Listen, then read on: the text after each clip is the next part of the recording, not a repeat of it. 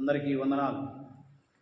ఈ దినము ధ్యానం కొరకై మొదటి దినవృత్తాంతాల గ్రంథము 16వ అధ్యాయము 10వ వచనము, యెహోవాను వెదకువారు హృదయమందు సంతోషింతురు.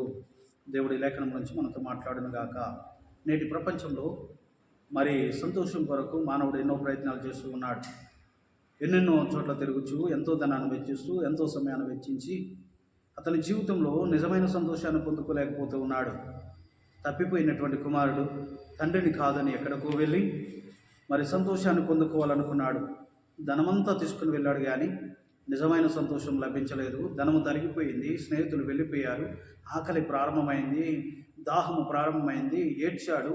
నిజమైనటువంటి మరి సహాయం చేసే ఒక్క వ్యక్తి కూడా తన దగ్గర లేకుండా అయిపోయారు. తిరిగి మరలా తండ్రి దగ్గరకు వస్తేనే నిజమైన సంతోషం అతనికి లభించింది.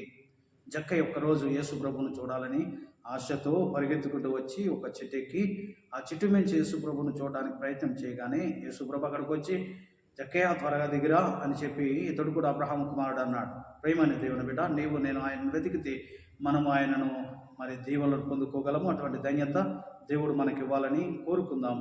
దేవుడు మనల్ని దీవించును గాక.